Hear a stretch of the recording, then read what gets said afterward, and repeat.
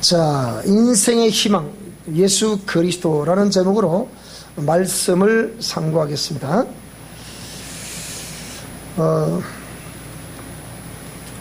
이제 날씨가 한낮에는 따뜻해지는 봄이 된 것 같습니다. 시골에 가보니까 산수유꽃이 노랗게 피어나더라고요. 그리고 가장 먼저 핀다는 명화꽃들이 이렇게 꽃망울을 터뜨렸더라고요. 자, 이런 가운데 또 우리도 새 학기를 또 시작을 해야 되기 때문에 3월은 이제 봄이 본격적으로 시작되는 계절이라서 이게 이제 개학을 위해서 하나씩 이렇게 준비를 해가는데 많은 그 교재들이 지금 제가 이렇게 만들어 놓은 우리 학교 학생들을 가르치기 위해서 만들어 놓은 교재들이 이럭저럭 한 거의 40권 정도 다 돼가요. 그래 돼가는데 이 40권이라는 이 교환들이 이렇게 우리가 일반 신학교에서는 배울 수 없는 치유와 영성 영역에 관련된 것만 해서 이렇게 약 한 40권 정도 이렇게 되어 있기 때문에, 그래서 우리 학교와 영성 치유 신학 연구원 아니겠습니까? 자, 그래서 이걸 준비하러 가는데 어저께는 지난 한 주간 내내 이제 어저께 마무리해 지난 한 주간 내내 영적 유전자와 혼적 묶임이라는 이제 책을 다시 이렇게 교정을 해서 인쇄소에 넘겨 주었는데, 이 책을 쭉 정리하면서 거기에 나와 있는 이제 영적 유전자, 그리고 그 영적 유전자가 우리의 세포에 이렇게 다 저장되어 있기 때문에 이것이 우리 실제 삶에서 어떤 역할을 하고 있나라는 내용들도 그 안에 포함이 되어 있습니다. 그래서 그저께 제가 확실하게 또 인터넷을 통해서 한번 또 찾아봐야 되겠는데, 독일 의학계인지 독일 과학계에서 그렇게 발표를 했어요. 이 유전자가 우리 삶에서 어떤, 그러니까 부정적인 요인으로 드러나는가에 대해 그 메커니즘에 대해서 규명을 했다고 발표를 했습니다. 그저께요? 그저께. 그걸 제가 보면서 그렇지. 근데 이런 신학계에서는 이런 것들을 그렇게 말해주지 않습니다. 그저 예수 그리스도를 믿으세요. 이것만 우리가 많이 얘기를 하니까요. 그래서 이런 메커니즘이 우리 치유사역계에서는 절대적으로 알아야 되는, 요즘 종합병원에 대학병원 이걸 가보면 치료를 하는 데서도 유전자 치료를 해가지고서 이 유전자들을 이렇게, 그러니까 DNA 그러니까 이런 걸 통해 가지고 우리를 치료를 시도를 하고 있다는 데, 실제적으로 우리 경상대학병원도 그렇게 지금 하고 있더라고요. 그래서 이런 최첨단의 시대 우리가 살고 있는데, 이런 것들을 바라보면서 느끼는 것은 뭐냐 하면 예수님이 다시 오실 날이, 즉 재림하실 날이 그렇게 멀지 않았다. 왜? 인간은 벌써 100조 개 이상 되는 세포로 구성되어 있다는 것이 과학적으로 증명이 되고 있고, 우리 인체가 지금 수많은 불치의 병으로 고통을 앓고 있는데, 그 인체의 은한 조직을 이렇게 배양을 시켜가지고 이렇게 기관을 만들어냅니다. 그걸 만들어낸 시대이기 때문에 앞으로 가면 갈수록 돈이 있는 사람들은 수명도 연장시킬 수 있는 그런 시대에 우리가 지금 살고 있습니다. 그래서 이런 걸 볼 때에 이런 모든 과학이라는 것이, 인간 이성이라는 것이 신의 권위에 정면으로 도전을 하고 있는 시대가 지금 오늘 같은 이런 시대입니다. 그래서 우리는 일찍 이런 걸 알고 우리가 영적 DNA, 일반적인 유전자만 우리가 복제가 되어서 우리에게 내려오는 것이 아니고 영적 유전자도 아울러 복제가 되어서 우리에게 내려오고 있고 그것은 우리의 세포에 그대로 저장이 되어 있다. 이런 과정과 그 우상 숭배의 부정적인 영향력 또 그것으로 인한 혼적 묶임 이런 것들을 쭉 정리를 하면서 왜 하나님께서 성령으로 임재하셔서 마가요한의 다락방 이후에 그들이 지역적으로 다 흩어져서 각 나라로 흩어져서 온 천하에 구원 얻을 만한 다른 이름을 주신 일이 없다. 왜 그 말씀을 했는지 그게 새삼스럽게 또 이해가 되는 거예요. 그러면서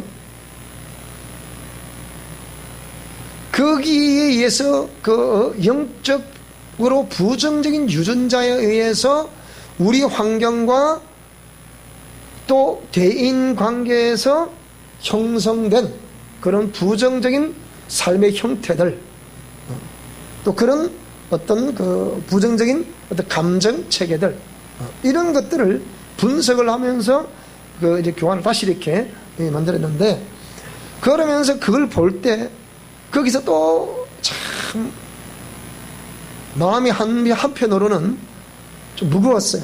뭐가 무거웠냐? 그러면 이런 것들을 저는 예수님을 믿기 때문에 그리고 확신하기 때문에 또 너무 많이 또 체험을 가지고 있기 때문에 누가 뭐라 그래도 그런 확신을 가지고 있습니다. 젊은 청년기 시절부터 저는 그보다 더 어릴 때는 교회를 다니지 않았습니다.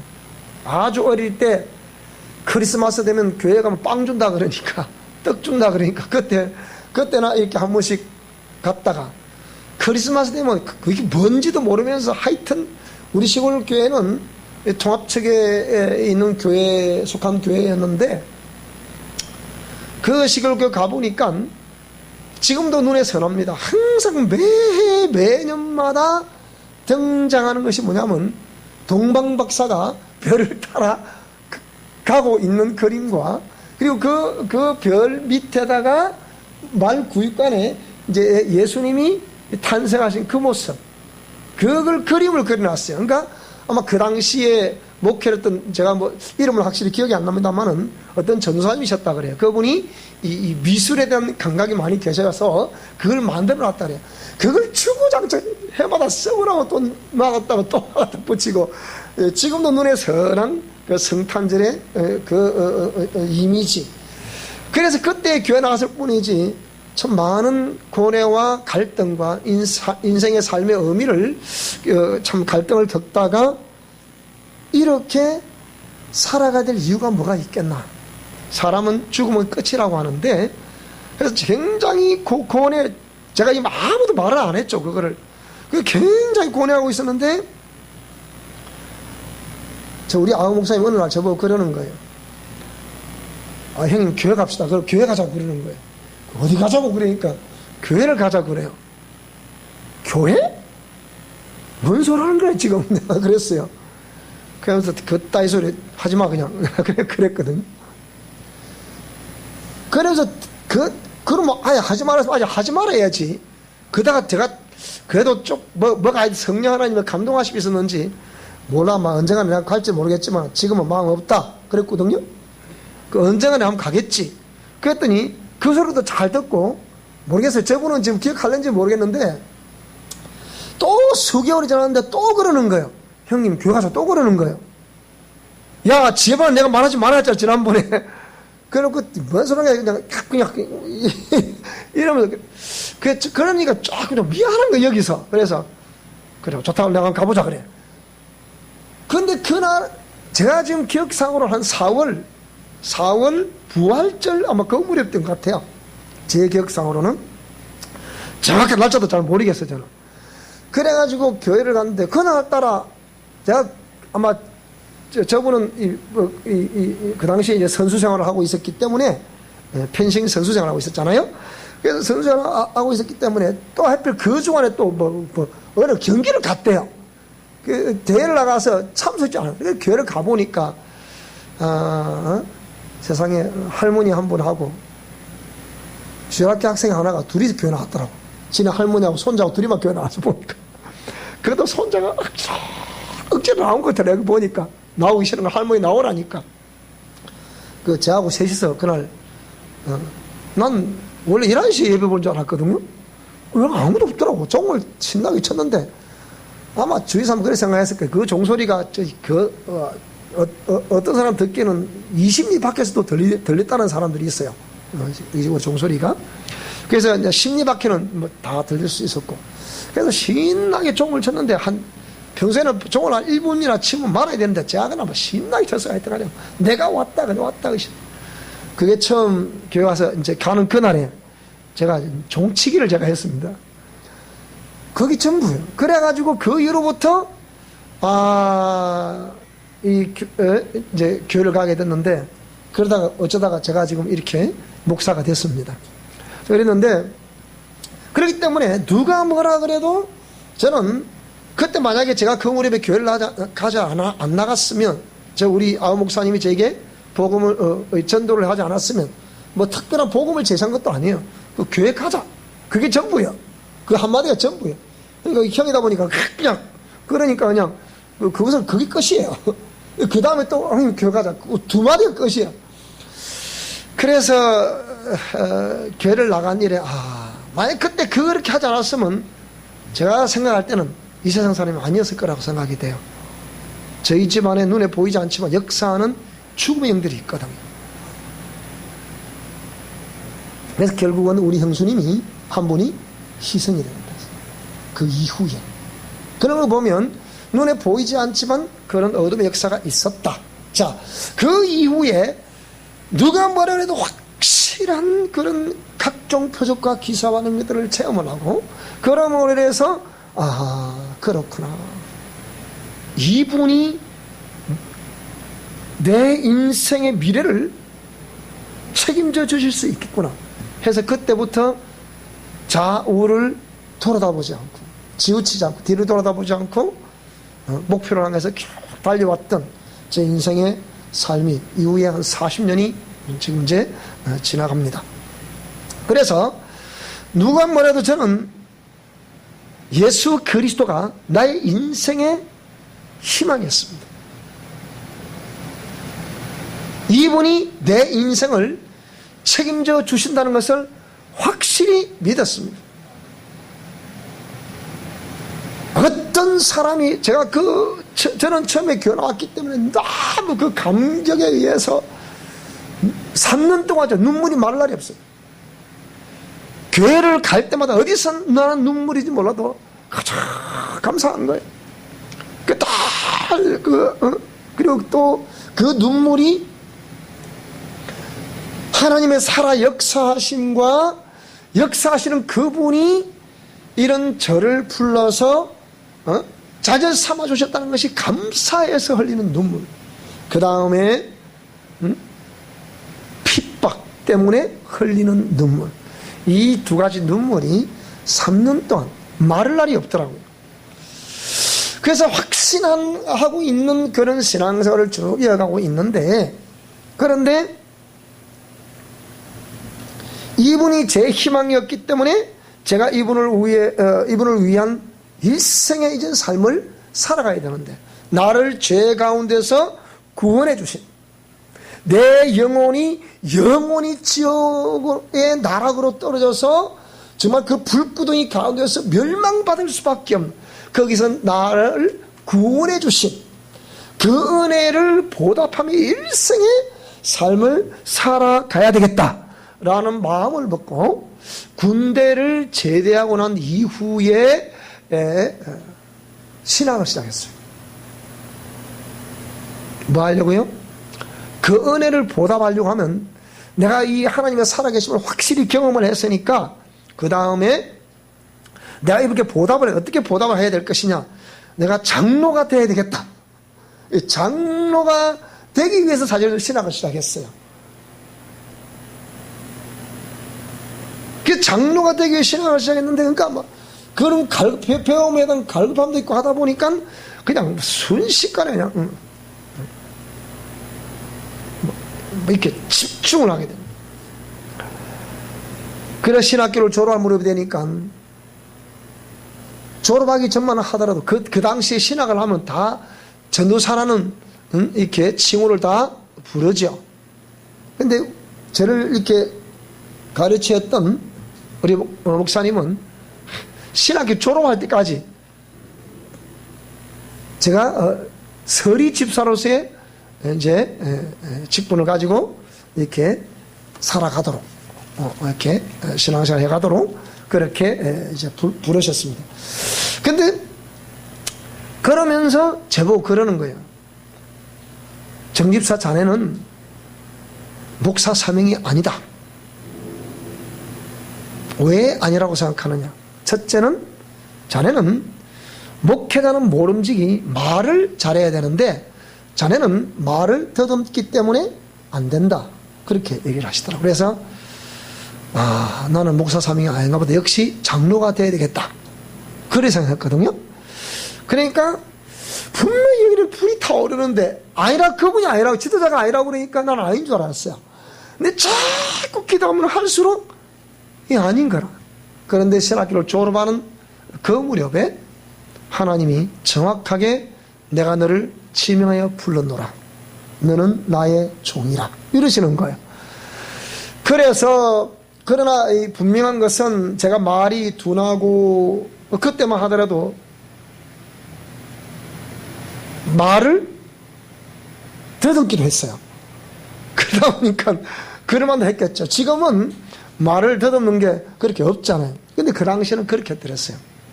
자, 그렇게 해서 이제 이후에 이제 목사가 되었으니까 달려오고 있는데, 그렇기 때문에 나는 내 인생에 누가 뭐래도 인생의 희망은 예수 그리스도다.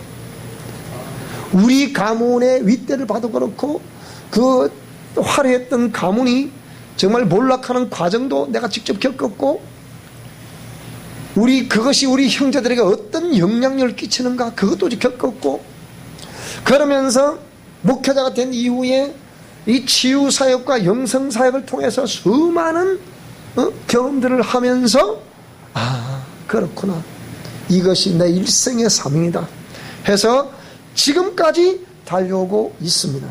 그래서 누가 말해도 내 인생의 희망은 예수 그리스도다. 내 인생의 희망은 예수 그리스도다. 그러면서 이 책을 쭉 정리하면서 다시 한 번 더 그렇구나, 내 인생의 희망은 예수 그리스도다. 우상숭배의 부정적인 유전자라는 것이 우리에게 얼마나 내 심령을 피폐케 하며 우리 삶을 황폐케 하는가 너무나 잘 알고 있고, 그것을 다시 한번 살펴보고 또 정리하면서, 여러분들은 얼마만큼 그걸 책을 나눠드렸으니까 보는지는 모르겠습니다만은 저는 무시로 그 책을 보잖아요. 또 보고 또 보고 또 보고. 정말 이거는 하나님이 아니면, 하나님이 아니시면 할 수 없는, 하나님의 영이 아니면 이걸 해낼 수 없는 그런 내용들을 쫙 편집이 되는 걸 보면서 그렇구나, 이는 하나님이 하셨고 또 오늘도 하나님이 하실 것이다. 그리고 정말로 이 모든 걸 봤을 때 우리 인간의 어떤 방법과 인간의 어떤 지식이 여기에 희망을 줄 수 있고 이 문제를 해결해 줄 수 있느냐? 그게 아니라는 거예요. 그게 너무 아주 절절히 가서 와 닿는 거예요. 이럴 때 제가 밤에 잠을 못 자요. 오늘 제가 창원을 가야 되기 때문에 사모님이 그러는 거예요. 빨리 주무세요. 내일 또 창원 가셔야 되잖아요. 그런데 내 마음을 모르잖아요. 밤새 또 잠이 안 오는 거예요. 근데 잠을 또 안 잘 수 없잖아요. 또 잠시 누웠는데 또 일어나니까 뭐 3시 몇 분이 됐더라고요. 또 일어나서 또 가만히 잠이 안 오는 거예요. 누워서 기도를 한 2시간 이상 기도를 했어요. 그래서 그 기도하는 가운데 하나님이 온 천하에 구원 얻을 만한 다른 이름을 주신 일이 없다.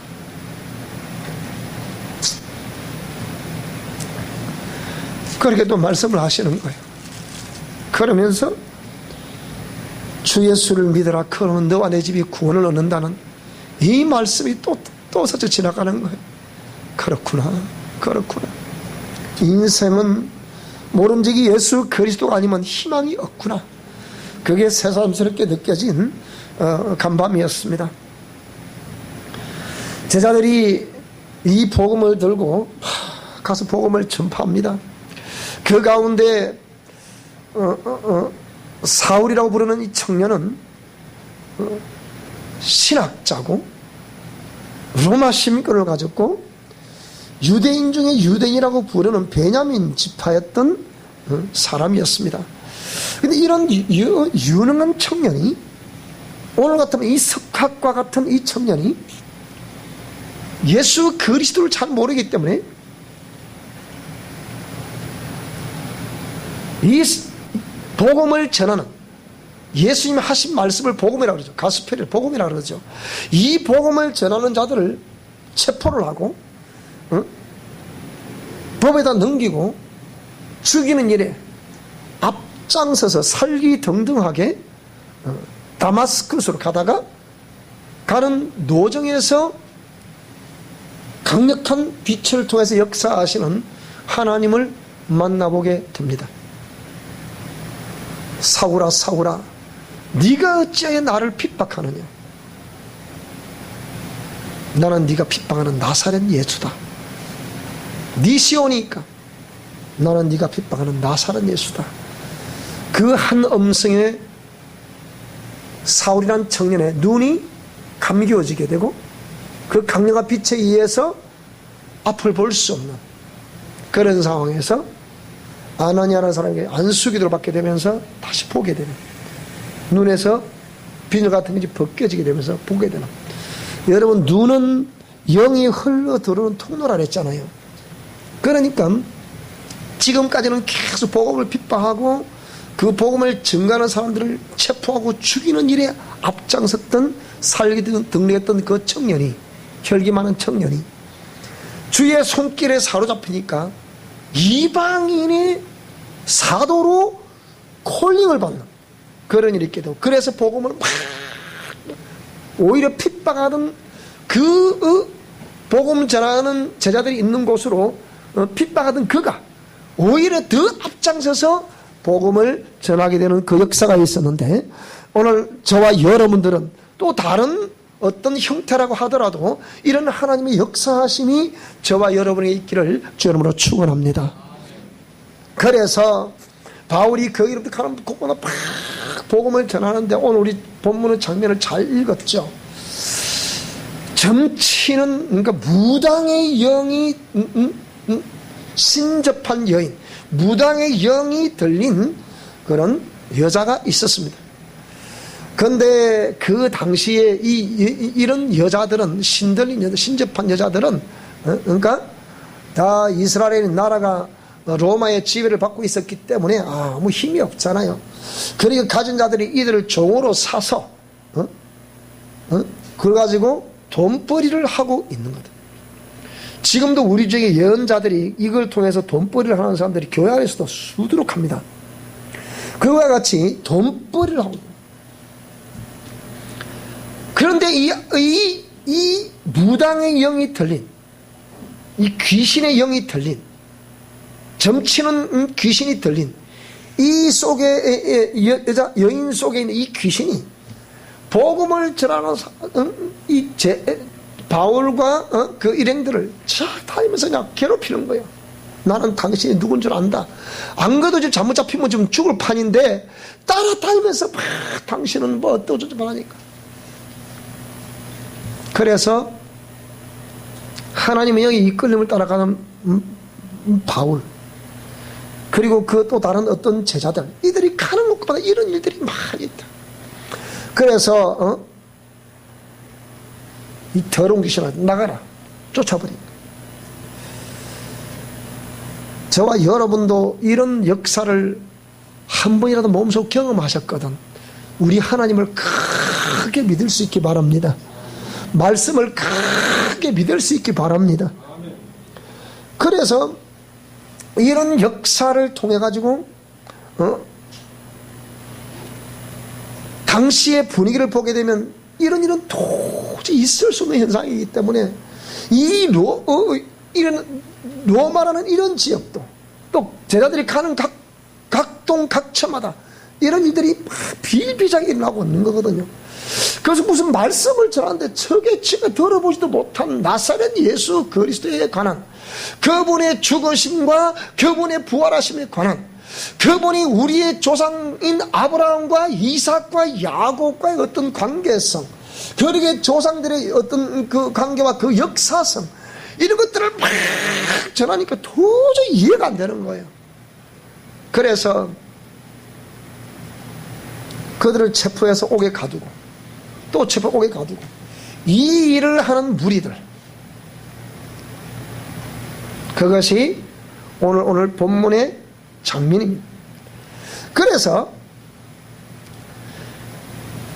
이렇게 로마의 식민지에 있었기 때문에 이 성령 하나님의 인도하심을 따라 성령님의 역사하심이 아니면 복음 전파를 할 수 없는, 지금 오늘 저와 여러분도 우리 주위에 있는 수많은 전도 대상자들에게 우리가 복음을 전하기보다는 성령 하나님께서 그에게 역사해 주셔서 내가 복음을 전할 때 그들이 감동을 입을 수 있기를, 여러분 필요한 것이 중보 기도인 것을 믿습니다. 그리고 성령 하나님의 인도하심과 지도하심과 역사하심인 것을 믿습니다. 이걸 많이 기도를 해야 되는 것입니다. 그래서 사도들이 이렇게 많이 기도를 하다 보니까 이 지역으로 저 지역으로 이쪽으로 막 다니면서 이렇게 성령 인도하심 따라 복음을 전합니다. 여기에 두아디라시에 있는 자색 옷감 장사를 하는 루디아라는, 그러니까 보통 자색 옷 시장에 이런 포목상들은 굉장히 돈을 많이 벌죠. 이런 것처럼 이 루디아를 만나서 이렇게 또 이들과 동자가 되게 하고, 또 그러는 가운데 우리가 기도하는 곳에 가다가 점치는 귀신 들린 여종 하나를 만나니 점으로 그 주인에게 이의를 주더라. 그래서 바울과 우리를 따라와 소리 질러갈 때 이 사람들은 지극히 높은 하나님의 종으로서 구원의 길을 너에게 전하는 자라. 이같이 나를 자꾸 따라다니니까 바울이 심히 괴로워하면서 그 귀신에게 이르되 예수 그리스도 이름으로 명령하노니 그에게서 나오라 하고 명령을 하니까 귀신이 나오더라. 그래서 여종의 주인들은 자기의 수익의 소망이 끊어진 것을 보고 바울과 실라를 붙잡아 장터로 관리들에게 끌고 갔다. 귀신을 쫓았다고 해서 예수님 당시에, 예수님도 그렇고 제자들도 그렇고 이런 예수님의 이름으로, 예수님은 직접 축사하죠. 제자들은 예수님의 이름으로 축사하죠. 그래서 마태복음 10장 1절 이하에 12제자에게, 누가복음 10장 17절 이하에는 또 12제자 외에 또 다른 제자 70인들에게, 마가복음 16장 17절에는 믿는 모든 자들에게 이런 권세와 능력을 주셨으니 오늘 저와 여러분들도 우리가 예수님의 이름으로, 이 이름으로 명령을 하게 되면 악한 영들이 나가게 될 것을 믿습니다. 그것은 그냥 듣기에 좋은 소리로만 들으라는 것이 아니라 이 예수님의 이름이라는 권세를 사용하라는 것입니다. 그 권세는 이름으로 이 악한 영들아, 더러운 귀신들아, 그 사람에게서 떠나라 라고 명령하시게 되면 반드시 경험을 하시게 될 것을 믿습니다. 이렇게 해서 그 예수님의 이름에 따르는 권세와 능력으로 막 복음을 전하며 귀신을 쫓아냈더니 이들을 밀란을 일으켜서 혼란스럽게 한다 해서 관리들이 끌고 가는 거예요. 그래서 상관들 앞에 데리고 와서 뭐라고 그러느냐, 이 사람들은 유대인들인데 우리 성을 좀 심히 요란하게 합니다. 로마 사람인 우리가 받지도 못하고 행하지도 못할 어떤 풍속을 전한다. 그것이 뭐였겠습니까? 그리스도의 이 땅에 오심과 고난당하심과 죽으심과 부활하심과 그분의 말씀에 의해서 성령으로 우리 가운데 임재하심에 대해서 이 예수 그리스도가 바로 진리다. 요한복음 14장 6절에 말씀하신 것 같이 내가 곧 길이요 진리요 생명이라 말씀하신 것 같이 이 주님이 진리라는 겁니다. 오늘 저와 여러분들 온 천하의 구원으로만 다른 이름이 주신 일 없다. 예수 그리스도로만이 구원을 얻는다는 이 도가 이 풍속을 전하고 있었다.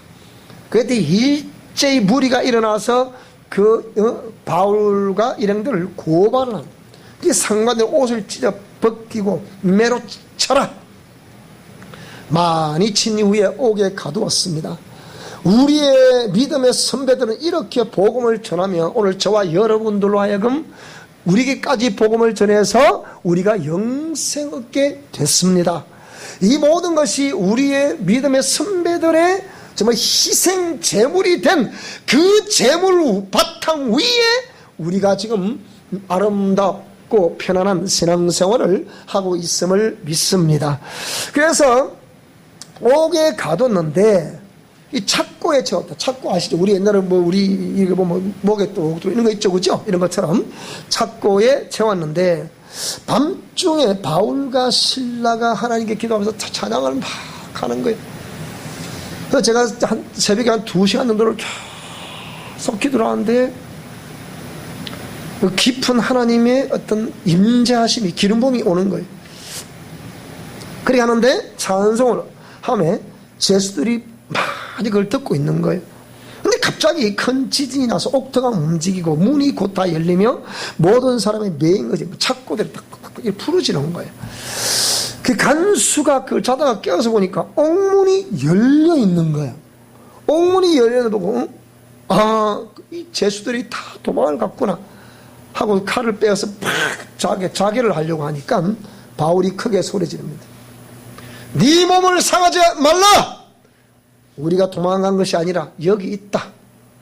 자, 그래서 그들이 그 모습 바라보면서 왜 근데 자기들이 그렇게 옥문을 지키고 있는데 이 옥문이 열려 있는가? 착고가 어째서 풀어지는가? 여러분, 이것이 바로 천사들의 사역이라는 것입니다.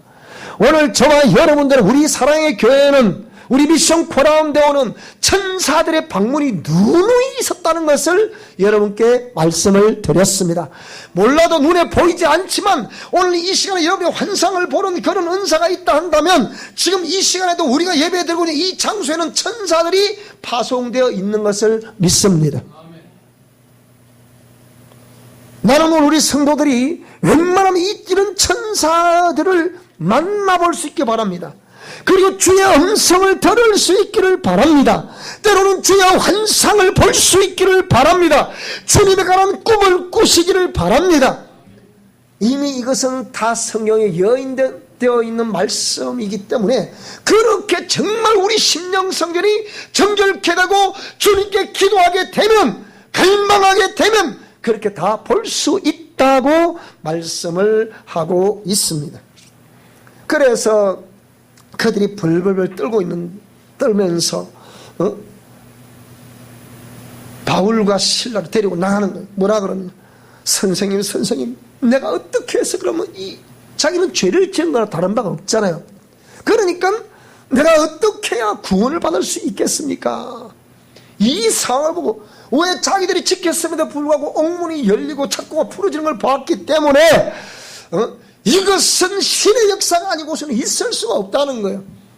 그러니까 어떻게 해야 구원을 받을 수 있겠습니까? 라고 하니까 우리가 잘 알고 있는 말씀입니다. 시작. 주 예수를 믿어라. 그리하면 너와 내 집이 구원을 받으리라. 간밤에 이것 때문에 잠이 안 오는 거예요. 40년 동안 이 말씀을 들었고 전했지 않습니까?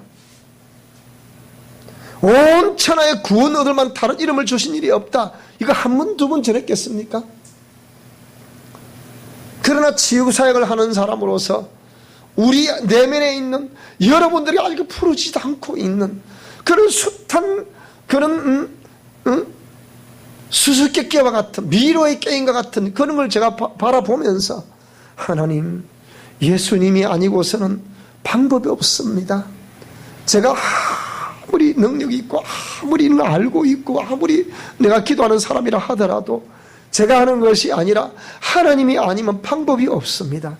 우리 하나님께서 한번 역사해 주셔서 그 만져주시고 해결해 주셔서 저들의 심령 성전이 정결할 수 있기를 기도합니다. 그래서 우리 하나님께서 원하시는 아름다운 회복이 있을 수 있기를 기도합니다. 그래 우리에게 회복이라는 이 말씀이 얼마나 중요한지, 우리에게 성령 하나님이 임재하시면 얼마나 중요한지, 그러기 위해서 우리에게 심령 성전이 정결해야 된다는 이 내용이 얼마나 중요한 것인지 우리 모든 성도들과 미션 코라운드들이 다 깨달을 수 있기를 바랍니다. 이 잠이 안 오는 거예요. 그래서 주의 말씀을 그 사람과 그 집에 있는 모든 사람에게 말씀을 전하더라. 그 밤 그 시각에 간수가 그들을 데려다가 그 맞은 자리를 씻어주고 자기와 그 온 가족이 다 세례를 받더라. 세례는 무엇을 말합니까? 나의 옛사람은 그리스도와 함께 십자가에 못 박혔다. 그 지식을 따라 우리가 십자가에 못 박혔다. 그리고 그리스도께서 사흘 만에 부활하신 것 같이 우리 또한 그동안에는 내 속사람이 전혀 이 죄와 죄성 때문에 마귀의 공격 때문에 우리가 알 수 없었지만 정결하게 될 수가 없었지만 이제는 예수 그리스도의 보혈의 은혜로 말미암아 우리가 정결케 되었노라. 내 심령이 정결케 되었노라. 그것을 믿느냐? 그렇게 그것을 믿는 자들은 다 세례를 받게 된다는 것입니다. 그것이 세례의 의미입니다. 그리스도께서 죽으심과 부활하신 것 같이 오늘 저와 우리의 옛사람이 죽고 나의 속사람이 다시 부활함으로 말미암아 영원히 우리가 섬기는 하나님을 사랑하며 그 말씀을 따라 삶을 살아가기를 원합니다. 그걸 네가 믿느냐? 그걸 믿는 사람들이 받는 것이 의식이지만 세례라는 것입니다. 그래서 세례를 받은 후 그들을 데리고 자기 집에 올라가서 음식을 차려주고 그와 온 집안이 하나님을 믿음으로 크게 기뻐하니라. 나리샘의 상관들이 부하를 보내어 이 사람을 놓으라. 간수가 그 말대로 바울에게 말하되 상관들이 사람을 보내어 너희를 놓으라 하였으니 이제는 나가서 평안히 가라. 여러분, 그래서 오늘 저와 여러분들이 이 기록되어 있는 말씀 그대로 인생의 희망은 예수 그리스도입니다. 오늘 저와 여러분 내 삶에 아직까지 해결되지 않는 요소가 있습니까? 희망은 예수 그리스도입니다. 아멘. 여러분에게 아직까지 치유되지 않은 상한 감정과 상처가 있습니까? 희망은 예수 그리스도입니다. 여러분은 아직 치료가 되지 않는 육신의 질병이 있습니까? 그것 또한 치료자는 우리의 희망이신 예수 그리스도입니다. 그분이 임재하시면 다 치료가 되고 치유가 되고 또 내 영혼이 새롭게 되어지는 놀라운 역사가 우리의 삶에 있게 될 것을 믿습니다. 인생의 희망 예수 그리스도, 나의 희망 예수 그리스도, 우리 교회의 희망 예수 그리스도. 오늘 저와 여러분에게 한 주간 내내 나의 희망 예수 그리스도, 우리 가정의 희망 예수 그리스도, 우리 교회의 희망, 온 인류의 희망 예수 그리스도.